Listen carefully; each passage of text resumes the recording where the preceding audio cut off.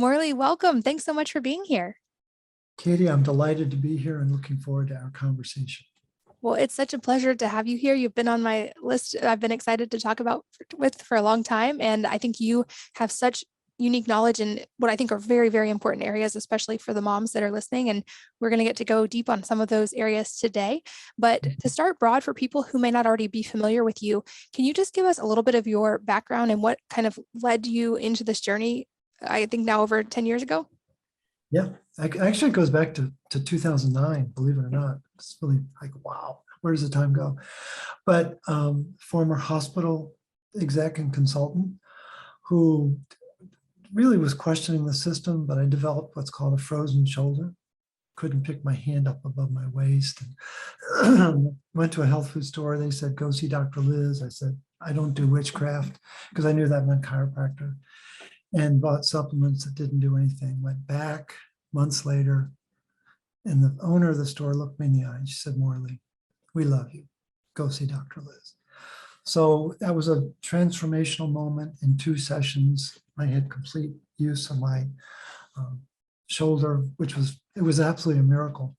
And she used a phrase in that conversation, that initial conversation, that I'd never heard in 32 years of working in the hospital industry, which was the innate healer. I'd never heard that phrase. And I thought to myself, I didn't say anything to her, but I thought, well, if there's an innate healer, why do we have millions of doctors around the world if we're able to do this ourselves? And so I set out on a quest. And for some reason, I was drawn to minerals. I can't fully explain how or why, but it's just become this all-consuming passion. And now coming up on 14 years of daily, 7 days a week, 2 to 3 hours every day, reading articles from around the world, but trying to better understand how do we get out of balance and how do we get back into balance? Because my whole model is based on one simple principle. The stress of life, and there's 1,000 different forms of stress, as you know. Being a mom to 6, that would be a good start. But being in the modern society with the challenges of our food system and have you, that stress causes mineral loss and mineral dysregulation, which then affects our ability to make energy. And when the energy goes, that's when all the symptoms start to appear. It's called metabolic dysfunction. And it's been a fascinating process of discovery over the last 14 years to really begin to identify how all of these conditions have a common point of origin, stress, and then oxidative stress that then affects minerals. It's absolutely amazing. Yeah, I think that's really important to understand going forward in this conversation is, I think often when we hear the word stress, most people think of it just as the mental, like, oh, I feel stressed. But truly it's having, to your point, physical effects on the body that then make it harder to even reduce what feels like the mental stress. And this is a very vicious cycle when you get in that. So maybe can you explain a little bit more of that relationship between stress we feel within the world and oxidatively and what's happening in our body? Yeah, no, that'd be great. So probably my favorite definition of stress is by Mark Hyman, functional MD that a lot of people are familiar with up at Cleveland Clinic. It's a wonderful explanation. Stress is the body's inability to make energy for the mind to respond to its environment. And it's such a beautiful and all-encompassing expression. And it really builds on this whole notion that we do know about mental and emotional stress, a deadline, and oh, I've got to do this, I've got to do that. But what's really in play that you're really referencing is what's called oxidative stress. And the way we make energy is very important on this planet. A lot of people know that there's oxygen in the air, about 21% oxygen in the air we breathe. But oxygen is not our friend. It's actually a poison, believe it or not. And the way we're designed is that there's critical enzymes that turn oxygen, O2, into 2 molecules of water, 2H2O. Well, those enzymes run on copper. And this goes back to the beginning of time. And Maybe in a subsequent conversation, we can talk about that. But it's absolutely fascinating. And we're designed to burn our fuel, oxidize it, and whether it's carbohydrates or proteins or fats. But it really depends on this ability to turn oxygen into water. And then that process releases what are called energy precursor molecules called ADP. People may have heard of that. Most people have heard of ATP. And ADP is the precursor to ATP. And we manufacture about our body weight in ATP every day. So it's really important that we do this. Well, if we can't activate that oxygen cleanly and completely, it's going to create exhaust. The phrase is oxidative stress. Some authors call it reactive oxygen species. Some just call it oxidants. And an oxidant is really an accident with oxygen. And we've heard of antioxidants, right? Well, what most of your listeners probably don't know, there's a whole vast network of what are called antioxidant enzymes, ferroxidase, catalase, glutathione peroxidase, paraoxidase, all these very fancy sounding terms that all require a copper battery to work. And if copper is not present, then we can't clear the oxidative stress. And as that oxidative stress builds, then it affects the metabolism of the cells and the tissue and the organs. And it's absolutely axiomatic. It's once you've tripped the wire, there's a progression of decay that follows. Does that make sense? It does. And it definitely leads to the question of then how do we stop that once that's tipped? What do we do about it? I know I've written for years and years about magnesium, which I have seen over and over how important it is, but you explained so well, that's only one piece of this puzzle, and that there's other really important factors that I feel like don't get talked about enough. And you speak so well about copper and iron. So I'd love for you to give us maybe a broad entry into understanding the interrelationship of all of those. Yeah, absolutely. So the beauty of copper is it's the only element on planet Earth that can regulate both iron and oxygen.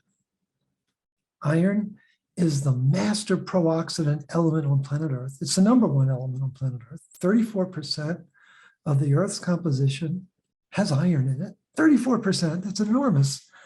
And oxygen, again, we can't live without it, but we can't age without those oxidants. And so the ability to regulate oxygen is very, very important. And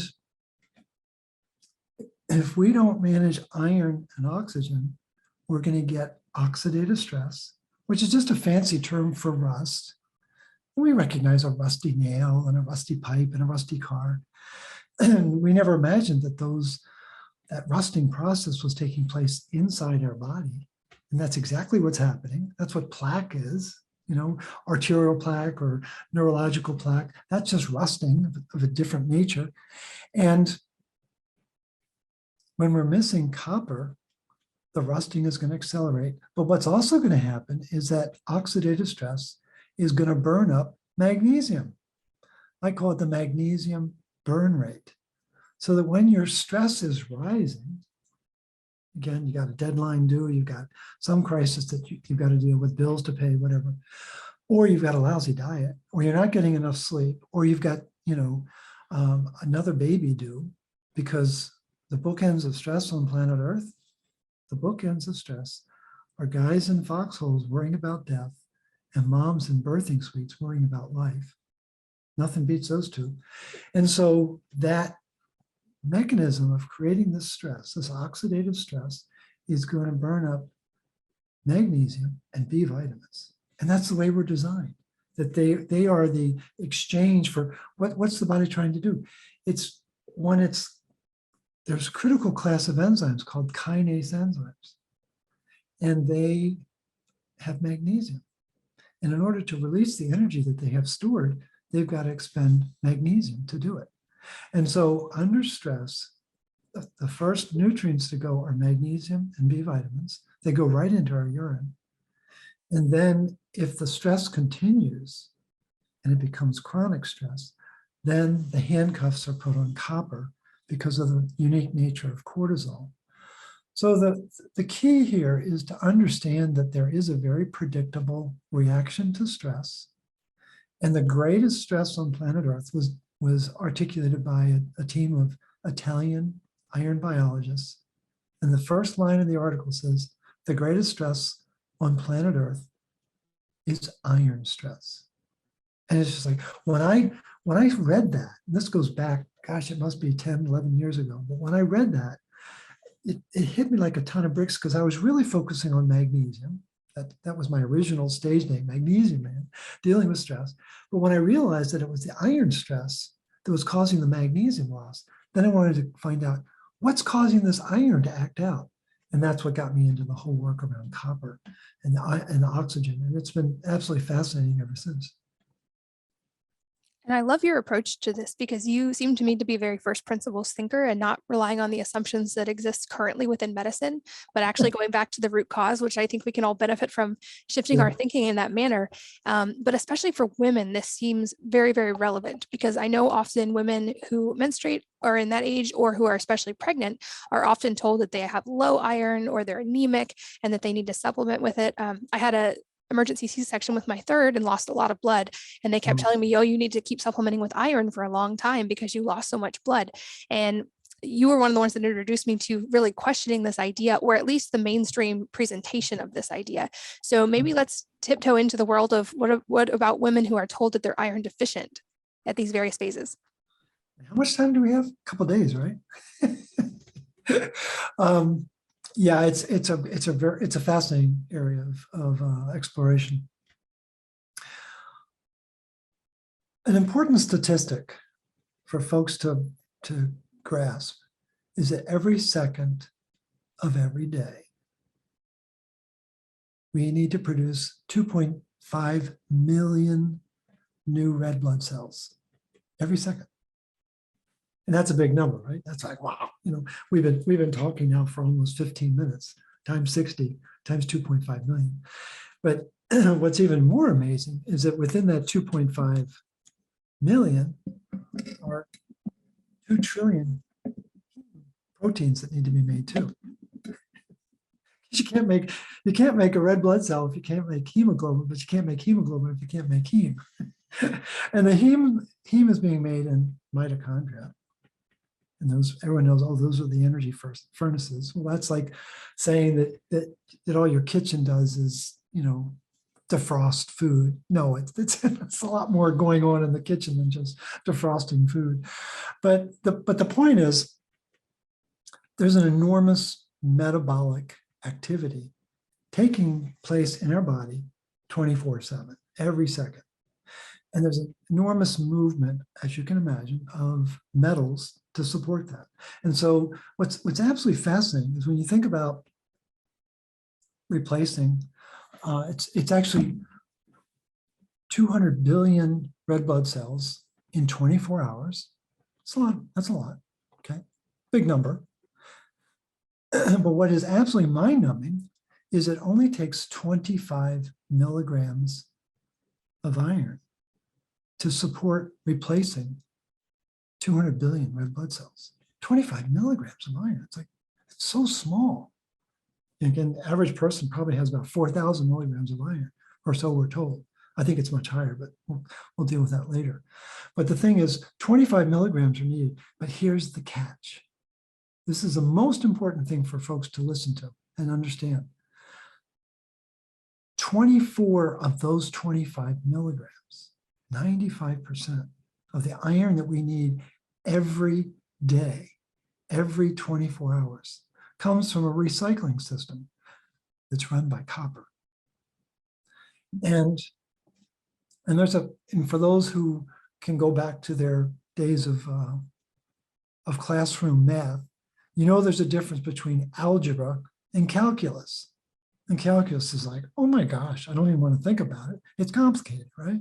Well, the process of supporting the replacement of 200 billion red blood cells every 24 hours, that's calculus. And it's run by copper. And what are doctors taught to use rulers. They use an iron ruler to say, well, your iron's too low, your iron's too high. You serious? You're using a ruler to try to solve calculus? And that's where the breakdown is that the deception, and I don't know that it's on purpose, but it's been evolving for the better part of a century. But the deception is that iron in the blood shows up in a blood test is perfectly representative of iron in the tissue. And it's not. And there's a famous scientist named Bruce Ames. He was at Berkeley for most of his career. Very smart guy. And his colleague, Dr. Kalilia. Back in 2004, they did a study where they were looking at dying cells to see what the difference in iron content was of those dying cells versus younger cells. And what they discovered is that the older cells had 10 times more iron than the iron showing up in the blood, which is absolutely amazing. 10 times more iron, but it doesn't show up on the blood test. So what happens is the doctor does a blood test, or the practitioner or some nutritionist or whatever, someone does a blood test, and they see that one of the markers for iron is low, and they get out their ruler, not their calculus computer, and they're not thinking about the recycling program. They're thinking that it's like a dipstick. Oh, well, your iron is low. It's like, wait a minute. If 95% of the iron that I need on a daily basis supports this recycling program, could the iron in fact be tied up in these recycling, what are called macrophages? And those are the Pac-Men that gobble up dying cells, and they've got to get the iron out and get it back to the bone marrow where it's actually made into new red blood cells. Really critical function. And so there's this belief out there that the iron in the blood is perfectly representative of the iron throughout the tissue. And what's very well chronicled in the research is, no, they're not at all alike. And they're not at all representative. And there's all sorts of confusion between iron in hemoglobin, iron in ferritin, and iron that's found in what's called the serum. And so what serum really is, it's very, very simple. If you take a tube of blood, it's red, right? But when you spin it down into a centrifuge, you get two fluids. You get the bottom half is red, and those are called packed red blood cells. And then the top half is this kind of milky white serum. And I spell it differently. I spell it SEARUM. So you think seawater, because that's what it's supposed to be. And the red blood cells are swimming in the seawater, and it's supposed to have the mineral composition of seawater. At least it has historically. I'm not sure it does today. But the thing is, there's some iron in there, just as there's copper and zinc and magnesium and other metals and minerals. But the important thing is the practitioners don't default to the copper calculus. They always default to the iron ruler. And there are situations where the iron will look low in the blood when in fact it's in an absolutely overwhelming state of storage in the tissue. And this is, I think, one of the great mistakes that's made in medicine today is not understanding fully the recycling program that is so essential for proper iron metabolism. And I think this is critically important, questioning these assumptions that of the conventional testing that's most often used, and then the assumptions that are made because of that, especially when we're talking about things like magnesium, which to my knowledge is actually pretty difficult to test in an accurate way in the body. I feel like copper doesn't even enter this conversation, much less the testing most often. So it makes me really curious, how can we actually know what we need if even the testing that we're typically given is flawed? No, it's a great question, and I encounter it all the time. The testing is imperfect. The thing is, there are tests out there that we can do. I mean, if you really want to get it at the granular level of copper, what we need to be doing is measuring what's the activity of what's called the ferroxidase enzyme. Ferroxidase is the enzyme that is regulating iron status. If you go back to your biology chemistry, oh no, don't do this. But there's +2 iron and +3 iron, ferrous and ferric iron. Well, ferroxidase is managing that process. Really, really important. And it's essential for the recycling program to be able to do that. Well, we've got, there's an enzyme that I was describing earlier inside the mitochondria that actually turns O2 into 2H2O. And it's called cytochrome C oxidase. Really important enzyme. I think it's probably the most important enzyme on the planet. We can measure that. Then we've got an enzyme called superoxide dismutase. So when you take an oxygen molecule, O2, and you add an electron to it, they call it superoxide. No, it's hyperoxide. It's really like, it's very reactive. And these enzymes are measured in research studies, but here's the catch. The FDA does not allow them to be done by clinicians, expressly barred. You might ask why. I've never had the gall or the curiosity to call up the FDA to say why. I think I have some ideas, but practitioners don't know that these are available. So here's an example of what I'm talking about. Katie, how tall are you? 5'7". 5'7". Okay. Does that in any way give us an idea of how intelligent you are?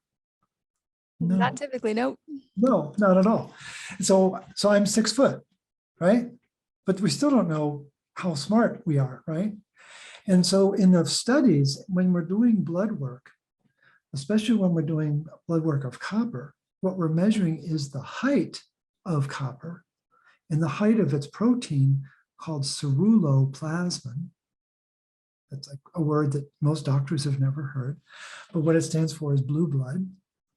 Cerulo, sky blue, plasma, it's beautiful. But it tells us nothing about its intelligence. We need to be able to get access to the ferroxidase assay, which is not allowed. So that's the catch. And what we're left with is, and you're asking the right question about, well, if we've got these defective tests, what are we supposed to do? Well, we do the testing because there's still information that's revealed in that testing, but there really are 5 habits of daily living that we can also do. And this is, any parent would know these habits of daily living because they've monitored it with their children. Did they get a good night's sleep? Or did I get a good night's sleep? You know, am I hungry? Do I have an appetite? Am I able to eliminate my waste?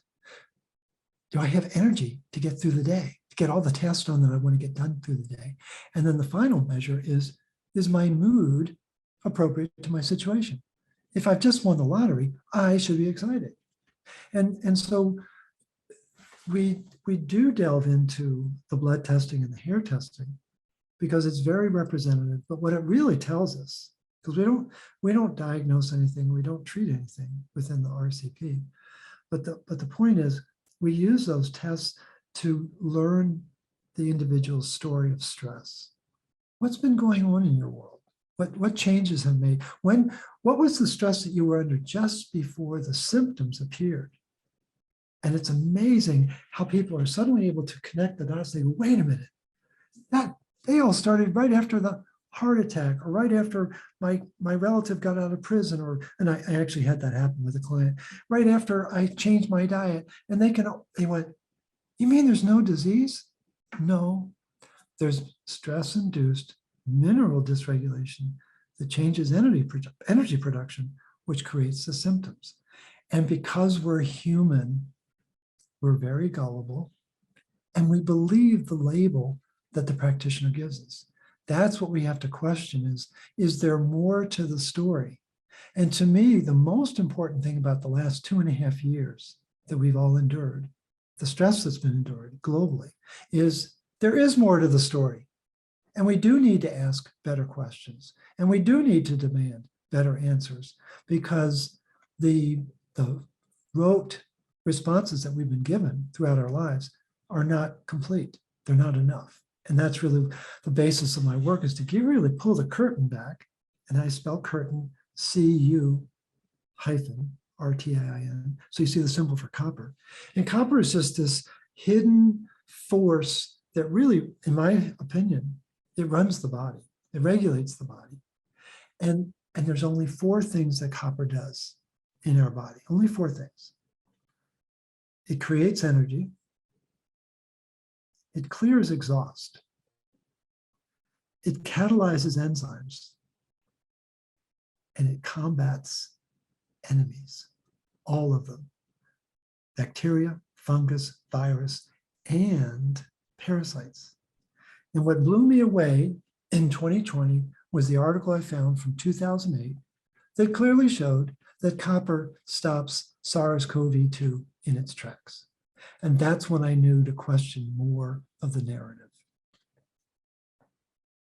That's fascinating. And I have so many follow-up questions and so many directions we can go. I have a feeling that alone may be leading people to want to go just load up on copper supplements. And I know there's much more nuance to it for that. And I want to talk more in depth about copper and magnesium specifically. But before we do, is there any other nuance related to iron consumption? Because based on our conversation thus far, I could see people wanting to be cautious of consuming iron. And so I'd love to talk a little bit about the nuance of types of iron and if there's good iron versus bad iron and sources to be aware of. Right. Oh boy, it's just great follow-up question, but it's like bing, bing, bing. What's important for people to know, again, iron's the #1 element on the planet. It's a big dominant force on the planet. In 1941, they started adding iron filings, let it sink in, not organic iron, iron filings, to the wheat flour in the UK, in Canada, and the US. In 1969, the FDA wanted to increase it 300%. And scientists from around the world, 26, 28, I can't remember the exact number, came to Washington, D.C. and testified and said, what are you trying to do? Kill people? Which is probably what they were trying to do. But what people also need to understand is there's 9 different forms of iron now being added to our food system. 9. And all of them are carcinogenic. And all these facts are laid out in a book called Iron, the Most Toxic Metal,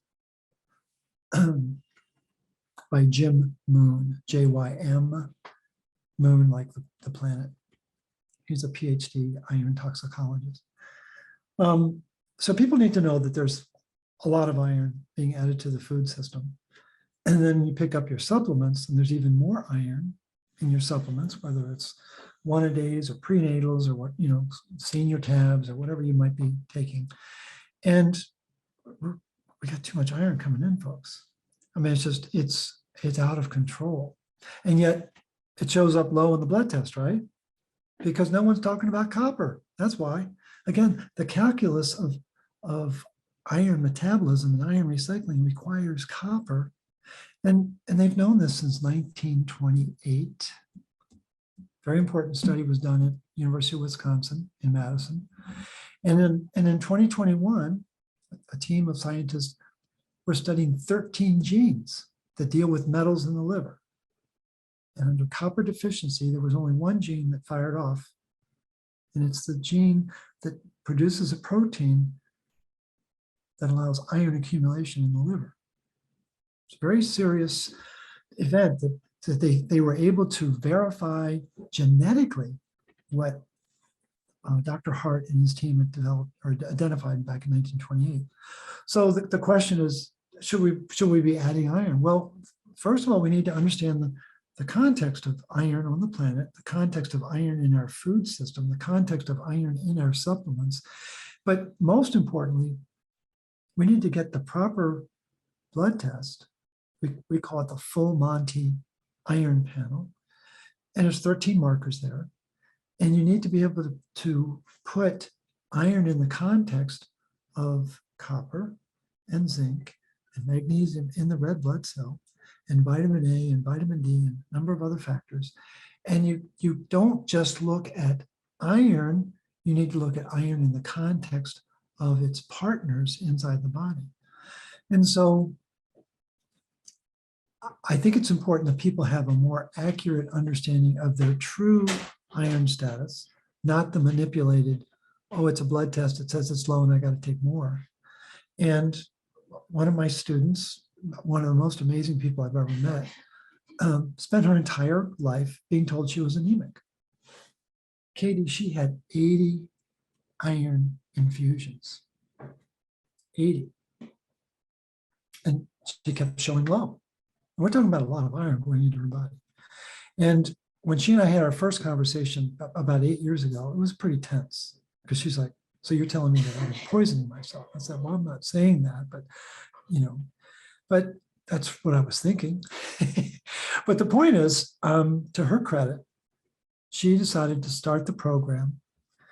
And then she took the training that I teach. And I think it was earlier in the spring this year, there's a picture of her arm at a blood center. I think she was coming up on like her 50th birthday or something. And she too has 6 kids, by the way. And it was the first blood donation she had ever done in her entire life. And what's amazing about that is that she just was just filled with iron, but her body was able to heal itself by following the principles of the root cause protocol. And it's a stunning example. Now it's an N of 1. I know it's anecdotal. It's just one case study, but there are lots of folks out there that have experienced this. And I think that what people need to do is be a little bit more cautious about adding iron. They've got to be reading labels. And if the label says enriched flour or fortified flour, you don't want that iron. You want to stay away from that iron. A lot of people think that they are gluten sensitive. It's not the gluten. They're spraying wheat with glyphosate, which is a desiccant, which means it's a drying agent. They're spraying it 4 times with glyphosate. People don't think anything of it. Well, glyphosate chelates copper from the body. That's not good. And then they're sprinkling the iron filings into the wheat. You're reacting to the iron and the glyphosate, not the gluten. Because I've got full-blown celiac clients that can go to Europe and they can eat the bread over there, whether it's in Italy or Germany or France, because they don't allow that in Europe. So the idea of adding iron because you think you're anemic, I think you have to be really careful. I've got a series of YouTube videos where I'm talking about you're not anemic. I've got at least 5 or 6 what are called iron toxicity posts. You're not anemic, where I go into detail and have the literature there. And there are 2 principal forms of what are called anemia. There's about 12 different forms of anemia, but the 2 that stand out are what are called iron deficiency anemia, which most people think they have. And the other is anemia of chronic inflammation. I would go on record, and I have on numerous occasions, there is no iron deficiency anemia. It's impossible on a planet that has number 1 element is iron. And I think what most people are dealing with is anemia of chronic inflammation, because it's indicating that the iron recycling system isn't working right. But let me go back to the iron deficiency anemia. In order to believe in that, again, we go back to iron's number 1 element, 34%. And prior to COVID, I would have argued that humans were the most evolved species on the planet. Now, I'm not so sure. But the important thing is, in order to believe in iron deficiency anemia, what it means is that the most evolved species on the planet has lost the ability to metabolize the number 1 element on the planet. And it doesn't make sense. And what's missing is copper. And what anemia of chronic disease, the initials are ACD. Well, what I've changed it to is anemia of copper deficiency. And there's more and more authors that are coming to realize that this is, in fact, the major contributing factor to this perception that we have that we are anemic. And I would really encourage your listeners and your followers to dig a little deeper and learn that there's more than what they think is going on, and that there are tests available, and that there are practitioners out there, root cause protocol consultants, who are really good at helping to separate wheat from chaff and get people to understand what's really going on with their mineral status. And to me, this is just another of many, many reasons to avoid enriched and processed wheat for sure, especially in the US. So I definitely echo that recommendation and have for a long time. I am curious though, that might lead a lot of people to be afraid of even consuming like grass-fed beef, for instance, or organ meats, because they typically are thought to have more iron. I'm curious if there's any nuance there for people to be aware of when it comes to dietary sources.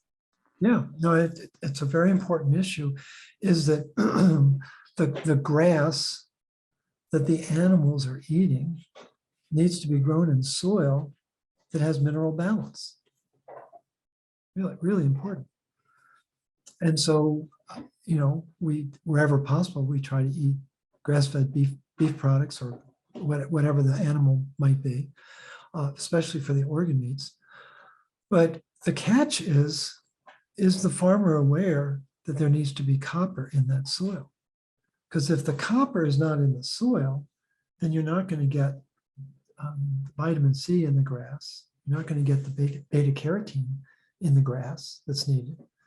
And beta carotene becomes retinol in the animal's body. And so we just have to be really discerning. And don't be paranoid or shut down. Just know that it's an iterative process of learning about the farmers in your area, asking the really important questions, and having the staying power to really hang with them and get them to explain what are they doing to feed their soil and their microbes so that the grass has the fullest expression. If anyone's ever seen the videos with Joel Shalatin at Polyface Farms, and he holds up the bouquet of grass, he says, "I'm just a humble grass farmer." Well, that grass that he's working with is just teeming with the vitamins and minerals that it needs.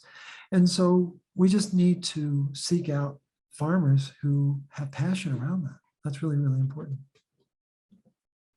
And fully aware that each of these following questions could be a whole podcast or several in and of themselves, I want to make sure we can touch on a few key points here. And we've talked a lot about magnesium, and I would love to go a little deeper on that and understanding maybe for people, what are some of the initial ways we can begin optimizing our magnesium levels? Because you talked about it being critical in that stress response, and the depletion of magnesium then intensifies it. And I think you called it stress-induced mineral dysregulation, which makes me think then, can we have a mineral-induced stress resilience? And if so, like, how do we optimize these magnesium levels in the body?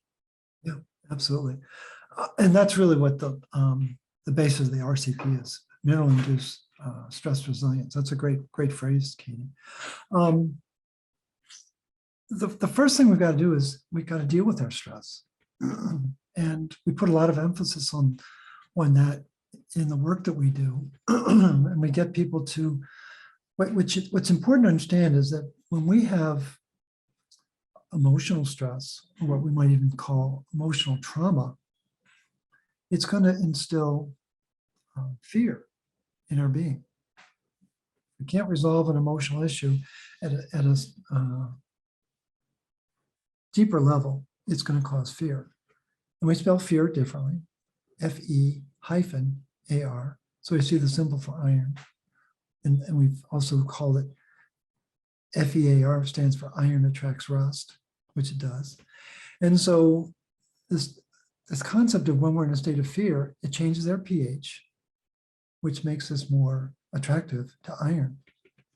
And any farmer will tell you that acidic soil attracts iron. That's a fact. Well, there's a backside to the dynamic. And there's something called a danger sensor or fear sensor in the cell. And it's a protein called NLRP3. And it's the nuclear origin of inflammation. It's also called the inflammasome. And what activates it? Iron. So fear attracts iron. Iron activates fear. And there's this vicious circle that takes place in our metabolism. And what will slice right through it is emotional release techniques like EFT, EMDR, Bowen therapy, things of that nature that are very effective, but you need to do it with a practitioner, because the people who are drawn to these types of discussions are high IQ. And people with high IQ have two genetic defects. We are control freaks and we love complexity. Well, doing the emotional release work with a practitioner is more complicated. So you're going to love that. But they will teach you how to let go, because we're not very good at that. And anyone who has issues of control, that's really where it starts. When does stress really begin for people with high IQ? When we feel out of control. And that's really, really important. And so dealing with the stresses in terms of what Katie's asking about, how do we protect our magnesium? We've got to deal with that. We've got to deal with the stressors in our life. The big stressor, iron, we've got to deal with this iron and get it into proper recycling and proper regulation in our body. And stop thinking that we measure iron status with a ruler, when in fact it's a very sophisticated recycling system that has calculus driving it. And copper's running the show. It's so important to understand that. Then we've got to deal with the fact that our diet can be a factor as a source of stress. There's magnesium loss associated with that. And so what we really encourage people to do is just take magnesium supplements. I mean, there's 4 different ways to get magnesium. We can get magnesium in our water, magnesium bicarbonate. It's immediately available. It's a lot of mineral waters from Europe are going to have magnesium bicarbonate in them. So that would be your first stop. Another would be magnesium-rich foods, especially leafy greens, are going to have a lot of magnesium in them. Great, but you got to cook them right. Then we've got transdermal. We've got magnesium foot baths or full baths, but they're very restorative. The body loves to absorb magnesium. Again, they say we evolved from the sea, but there's a lot of magnesium in the seawater. And then the fourth would be magnesium supplements. And the 2 forms that we found the best results with are magnesium malate and magnesium glycinate. And it's based upon the pioneering research of Mildred Seelig, who was a mom and a very gifted physician. And she figured out that what we needed was 5 milligrams of magnesium per pound body weight. But when you're in a stressful situation, you need more. Again, back to our bookends of stress, to me, one of the greatest blind spots in medicine is not measuring magnesium status of the pregnant woman, not measuring her copper status, and not measuring her retinol status. And maybe that's a topic for a subsequent conversation, Katie, but one of the most important phrases I ever heard was, again, from Mildred Seelig. And she said, pregnancy is a magnesium deficient state from stem to stern. And the fact that obstetricians and midwives don't even measure magnesium status is a little unsettling, especially when you think about how important it is. What people like to talk about is, well, I developed preeclampsia and they gave me an infusion of magnesium and I was fine. And my response is, why wasn't the practitioner measuring your magnesium in the red blood cell from the entire beginning of your pregnancy to stay on top of it?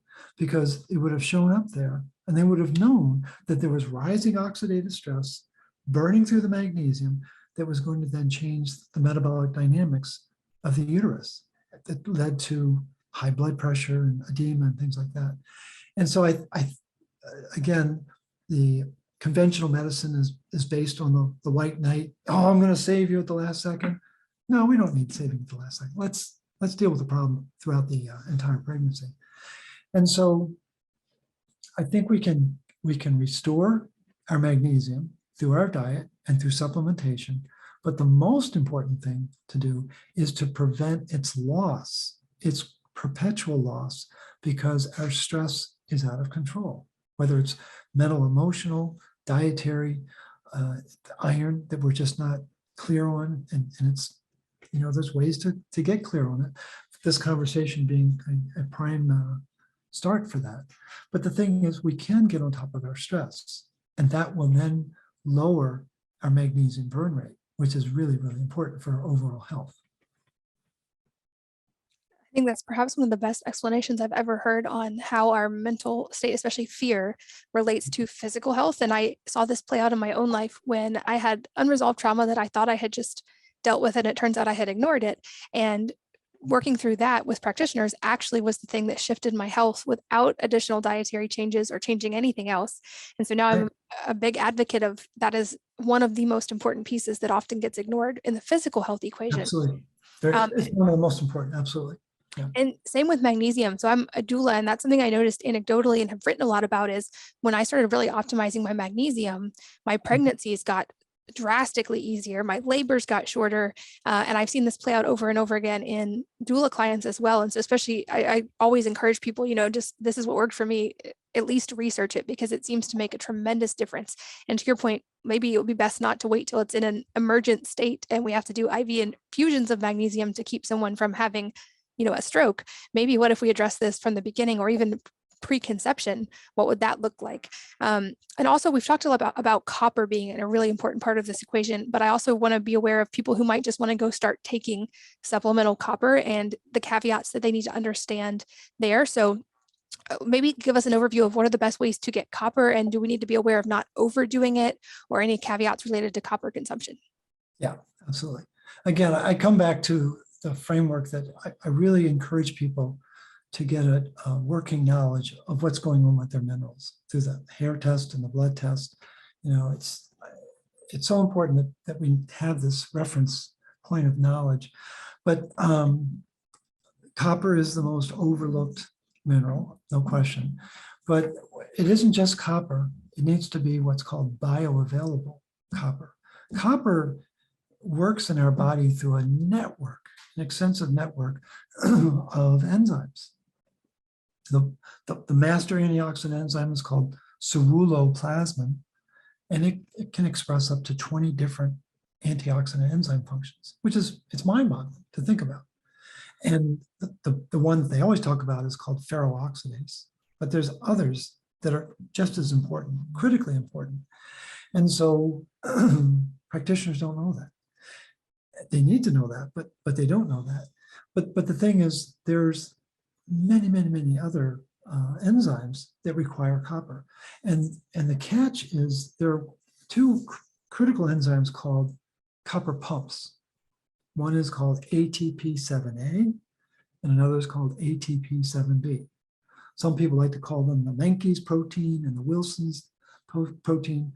But at the end of the day, what they are is copper pumps running on the energy of retinol that you get from like cod liver oil or grass-fed beef liver, things of that nature.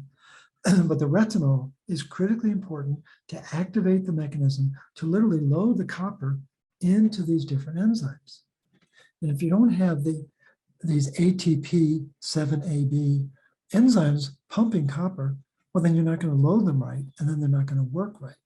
So when you begin to step back and look at the focus of the root cause protocol,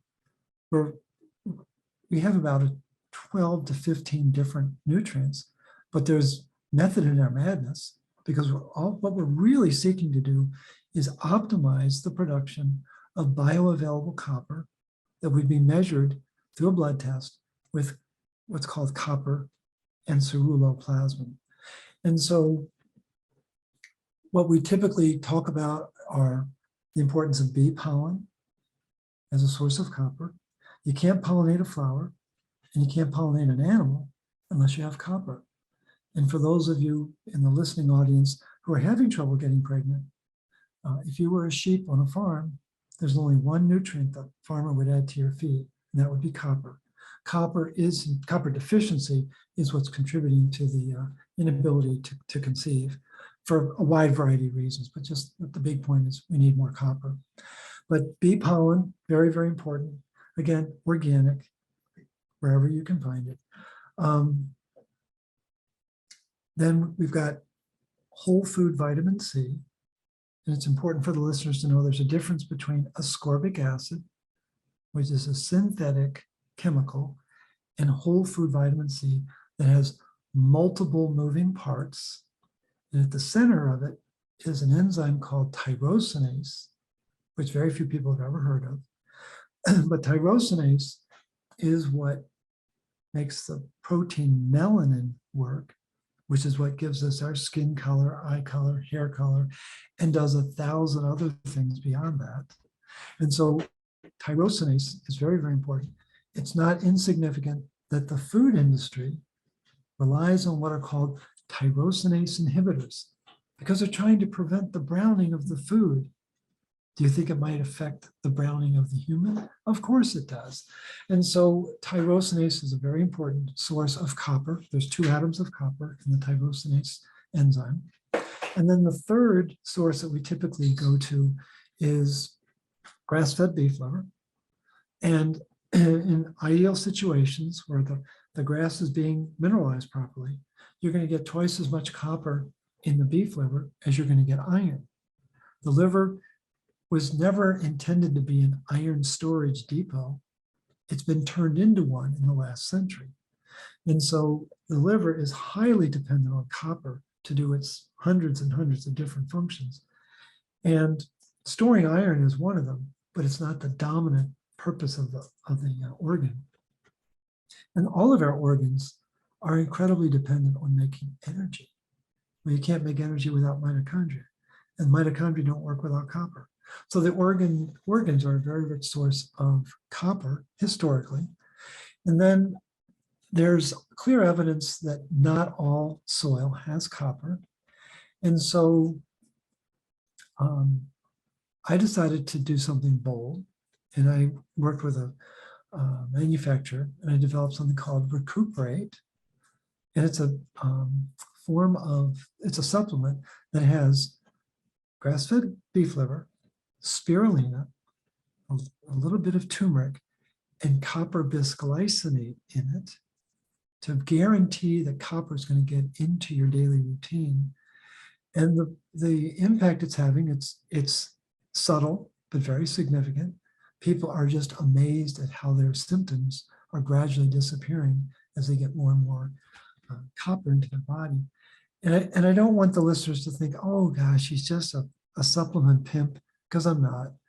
What I really encourage people to do is if someone put a gun to my head right now and said, Morley, boil down 14 years of research into one sentence. Here it is, folks. Please get more copper in your daily diet. It's absolutely essential for our overall well-being. And I think we have to be careful what the sourcing is. Don't run out and just buy any source of copper. Be discerning. Food-based is best. And just know that there are other forms out there. There's a wonderful form called copper hydrosol that's made by the folks that make Sovereign Silver. A wonderful form of copper. And another one that's transdermal that I absolutely love is called, it's made by Reverse Skin Aging. They're out of Seattle, Washington. And it's a 3% VIP luxury cream and a 3% VIP luxury serum. And it's amazing. Again, it's women seem to prefer the cream, guys seem to prefer the serum, but they're both blue. And that's significant because copper loves to express through blue proteins. And there are a variety of ways that we can get the copper back. But the key is getting on top of the accumulation of iron. And when we deal with the accumulation of iron, it's going to help us preserve the magnesium and preserve the copper that we need so desperately in our day-to-day metabolism. And as I expected, this our time has already flown by, and there's so many more questions I want to ask you and topics we haven't even begin to touch on. So I think we'll have to do follow-up interviews, absolutely, for sure. And I will also make sure to link to a lot of the different topics that you've written about and that you talk about, so people can watch your YouTube videos and continue learning from your writing in the interim. But I'm curious if, obviously, with the understanding that this is very nuanced and everybody is a little bit different. I know you have practitioners who do your root cause protocol and that you have much more specifics about this online, but I'm also a big fan of Richard Feynman, the physicist, and how he had what he called the Feynman technique, where he would summarize a lot of information, whether it was a book he read or whatever at the end. And his idea that you don't really understand something till you can kind of explain it to someone. And you've done such a great job explaining it to me today. But I'm curious if there's any kind of Feynman summary of where to get started for people who this is an entirely new concept to, who maybe we've challenged some preconceived notions that they had related to iron or whatever it may be. Is there a good starting place for them? I would guess things like maybe reduce or avoid any of those enriched foods that you mentioned would be an example, or consider a magnesium supplement, but any other starting points that you would give for people for continued research? Yeah, I think for those who are readers or listeners, I've got a book that's I published a year ago called Cure Your Fatigue. Again, the CU is highlighted on the title. But again, our solutions are around getting more copper into our body. But that the front half of that book explains what the problem is. The back half of the book explains how to solve the problem. So that would be a great reference point. Lots of scientific articles referenced in that book for those gearheads who really want to get into it. Then another source would be, there's on the rootcauseprotocol.com, or you can also find it rcp123.org. But on that website are 81 posts on iron toxicity. And each of those articles that I wrote has anywhere from 4 to 7 scientific articles referenced in the article. And that'll take you into a deeper level of understanding. I've got, my goodness, I've got a couple hundred podcast interviews out there. The ones that people regularly tell me about that they really, I say, well, how did you hear about the RCP? It seems almost without exception, it's coming by way of the Strong sisters. There are 2 sisters over in Michigan. They've got a farm, Angel Acres. And just, we spent, I guess, 3 or 4, maybe 5 conversations talking about these factors. And so I think your audience would probably find them to be very entertaining, very educational, get them pointed in the right direction. And then for those who are interested in social media, we have both what's called the Magnesium Advocacy Group, where we talk about these issues. And then there's the RCP protocol page. And so a lot of sources. And then for those who might be interested in a deeper dive, or in if they are a practitioner as well, we do a 16-week institute training for people. Twice a year, we have classes that really take it to a much deeper level, so people have a working knowledge of what you and I have been skimming over in the course of our time together. Awesome. I will include all of those links as well. And this is perhaps the most notes I've ever taken for show notes in a podcast. I've got a whole lot of notes for you guys at wellnessmama.fm, and I'll link to more learning from you, Morley, as well. I hope that we can do some follow-up episodes and really go deep on the pregnancy implications, and also talk about things we didn't even touch on, like synthetic vitamin D versus sunlight and calcium supplementation, and so many more things. But for today, I'm so grateful for your time. It's been an absolute honor to get to talk to you. I've respected your work for a long time, and I'm very grateful you took the time to be here. Well, I'm absolutely thrilled to have this opportunity to chat with you. You are a living legend as well, and was very honored that we had a chance to have this initial conversation. And I'll look forward to our follow-up conversations going forward. Wonderful. I look forward to it as well. And thanks, as always, to all of you for listening and for sharing your most valuable resources, your time, your energy, and your attention with us today. We're both so grateful that you did. And I hope that you will join me again on the next episode of the Wellness Mama podcast.